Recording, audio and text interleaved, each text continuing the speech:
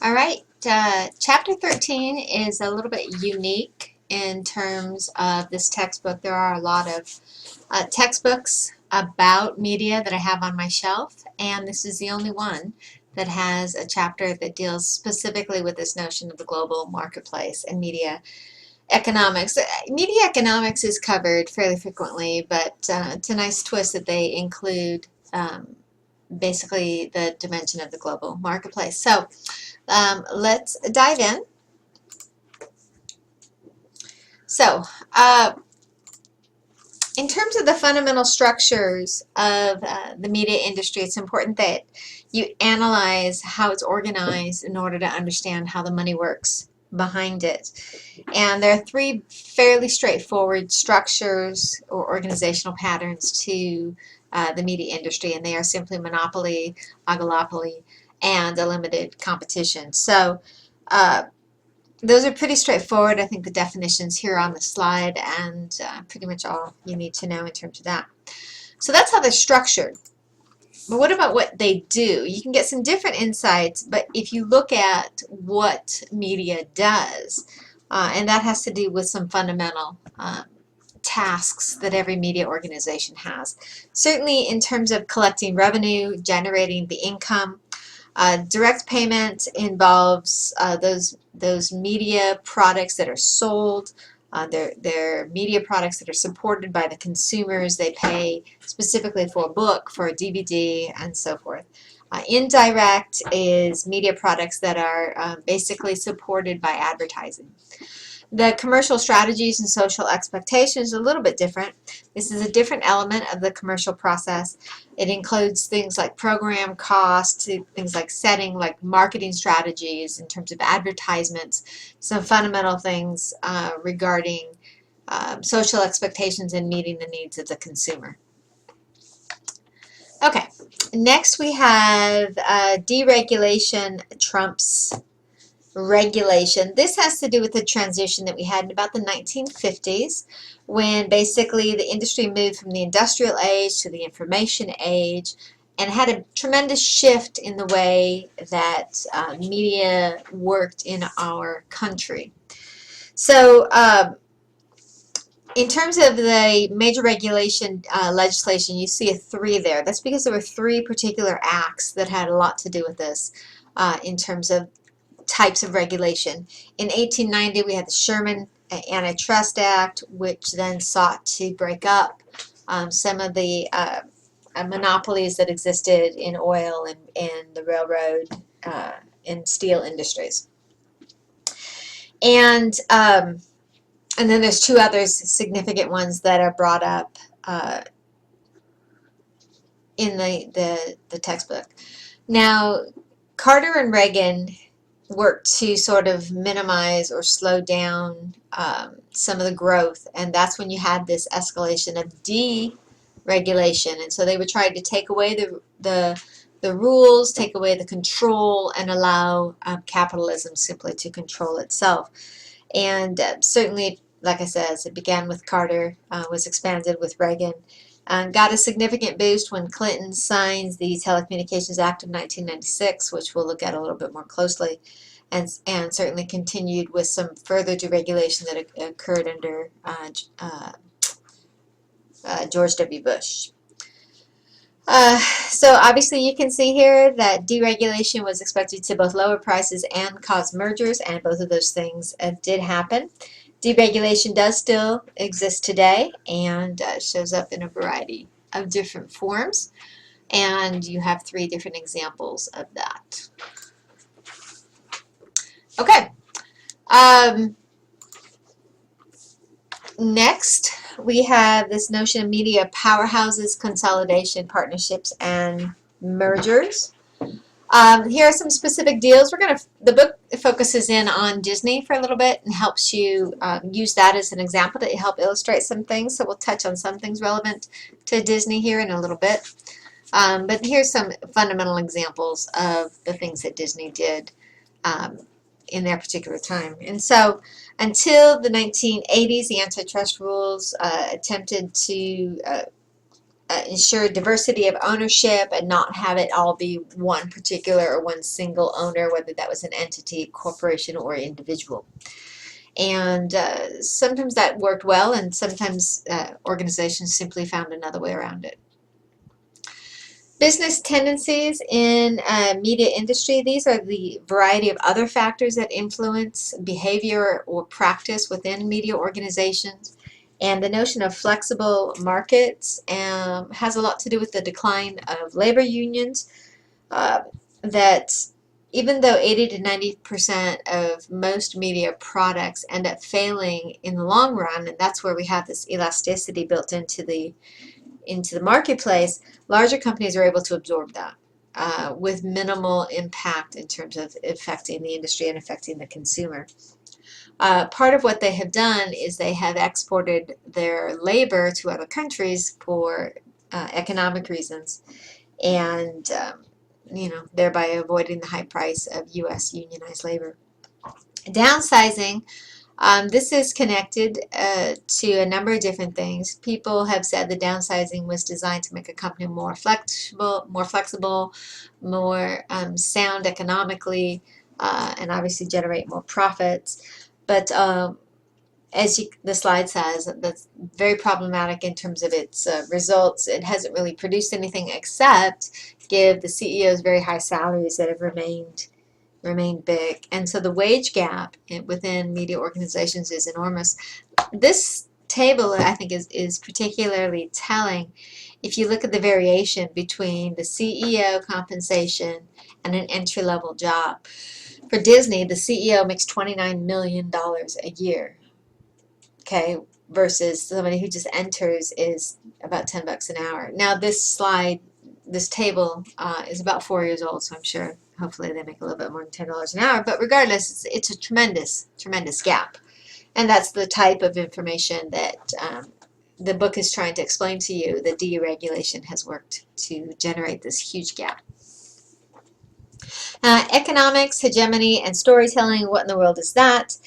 This has to do with why our society doesn't really get involved with this huge disparity between the have and the have-nots, between with the salary gaps. Why don't people speak up? Why don't people say anything? And hegemony, you'll notice the definition.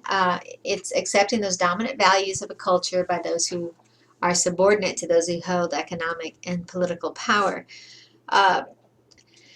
So hegemony sort of helps to understand that many times we just simply ride along with those who have the power for a variety of reasons, simply because we view them as credible, and we justify their value, even though in reality it's extreme and perhaps is beyond being justified.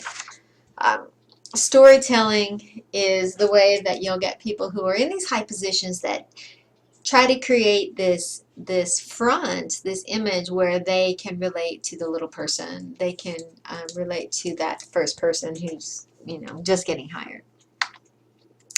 A rise of specialization and synergy. Specialization, you see that pretty much explained. And so this can have to do with attempting to counter mass appeal. That's something that's just so broad and appeals to so many people, as opposed to appealing to a very specialized, minute little niche market, a very a narrow window.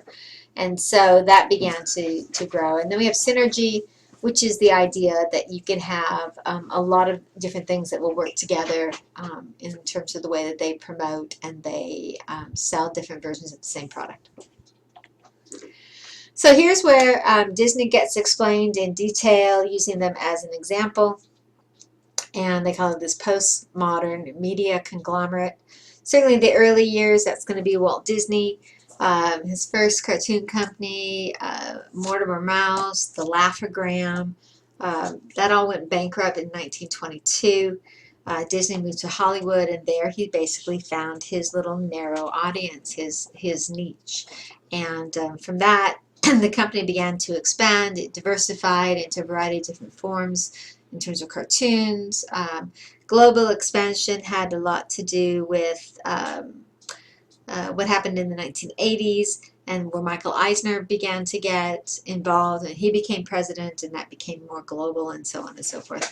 There have been, now Disney is a huge conglomerate, many networks. They've purchased different companies involved in the media industry that are now a part of Disney, and it's certainly an entity to be reckoned with on that field. So in terms of global audiences, expanding media markets, this has to do with this international expansionism, and it's allowed these huge companies to have outrageous advantage over the smaller because they simply don't have the reach nor the revenue to have that kind of access. The price of certain technologies has declined, making small companies able to be out there, but they are completely overwhelmed by what the large media conglomerates can do and can accomplish. And this is a key place where globalism, and your book goes into the detail on media globalism. Internet convergence, these two things changed the game.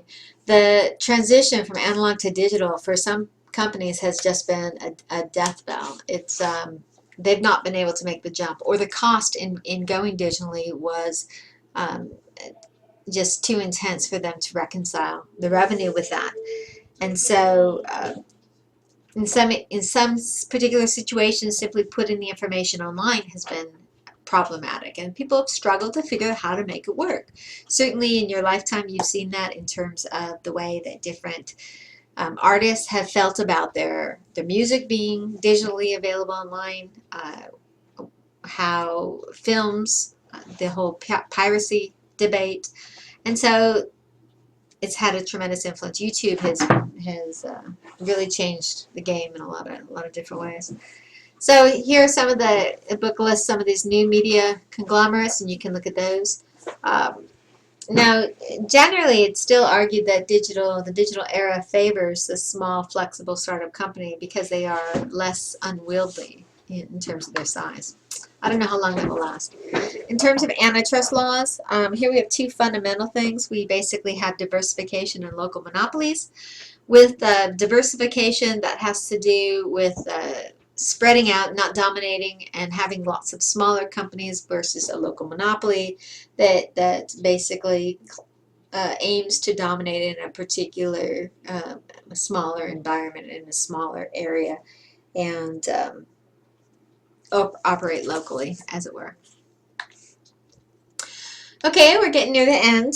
In terms of this fallout from a free market, consumer critics have debated, or basically they have cited the lack of debate as being a fundamental flaw in this free market system. And they say that there are two fundamental issues related to global media, and that has to do that people are afraid to criticize the American way of capitalism, and that there's a lot of debate over how much role the consumer does have and should have.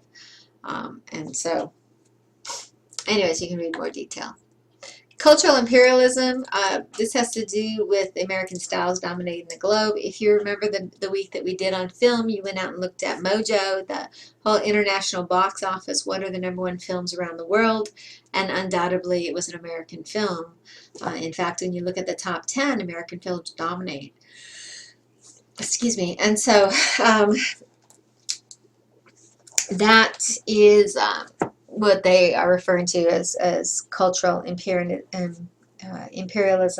And there are those people who support it and they have their arguments, and those people who criticize it and they have their arguments, and both of those arguments on either side of the debate are detailed in the textbook. Lastly, we're going to close with media marketplace and democracy.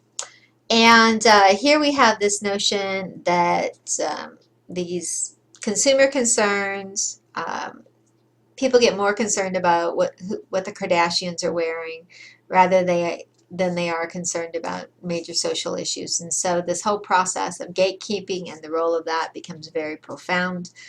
And so there's this on some areas are our efforts to make our media accountable.